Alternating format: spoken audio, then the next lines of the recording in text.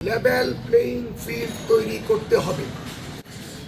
দ্বিতীয়ত 2 ফেব্রুয়ারির মধ্যে শতভাগ অস্ত্র উদ্ধার করে মাঠে থাকা সকল অবৈধ অস্ত্র উদ্ধার করে নিয়ে আসতে হবে এবং জনগণের জানমালের নিরাপত্তা সম্পূর্ণরূপে নিশ্চিত করতে হবে।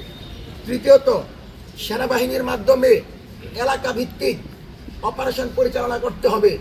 অস্ত্র উদ্ধার শুধু নয়, যারা চাঁদাবাজি, টেন্ডারবাজি, সন্ত্রাসী, আধিপত্য তৈরি করছে এবং নির্বাচনকে নিয়ে যে সকল ষড়যন্ত্র হচ্ছে, বহির্বিশ্বের টাকা পেয়ে যারা নির্বাচনকে ভেঙে দিতে চাচ্ছে, তাদের বিরুদ্ধে সরকারকে পদক্ষেপ নিতে হবে।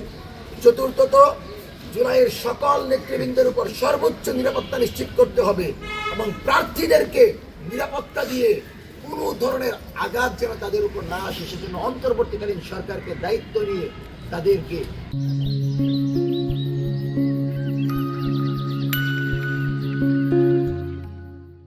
সেই নিরাপত্তা নিশ্চিত করতে হবে এবং কোনো প্রার্থীকে অতিরিক্ত প্রোটোকল দেয়া যাবে না।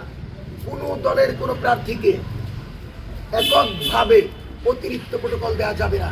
সে যদি সারা জীবন বিদেশ থেকে এসে টাকা পয়সা নিয়ে বাংলাদেশে প্রধানমন্ত্রীর মতো প্রোটোকল নিয়ে ঘুরে, আমরা মনে করি সেটাও লেভেল প্লেইং ফিল্ডের জন্য হুমকি। সুতরাং জামাত হোক আর বিএনপি হোক আর এনসিপি হোক, সবার জন্য বাংলাদেশ সমান। তিনি সংসদে যেতে হলে জনগণের ভোটে নির্বাচিত হয়ে যেতে হবে। কোন শক্তির কাছে কমিটমেন্ট দিয়ে বাংলাদেশের সংসদে আমরা যেতে দিব না। পঞ্চম, আমাদের দর্পণ, বাংলাদেশের দর্পণ মিডিয়ার স্বাধীনতা নিশ্চিত করতে হবে, তথ্য সন্ত্রাস বন্ধ করতে হবে এবং একপাক্ষিক সংবাদ প্রচারের নীতিকে বন্ধ করে লেভেল প্লেইং ফিল্ডের জন্য মিডিয়াকে দিক নির্দেশনা দিতে হবে।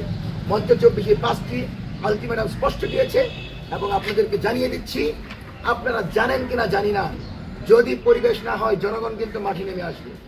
যদি পরিবেশ না হয় বাংলাদেশে কিন্তু নির্বাচন করা সম্ভব হবে না।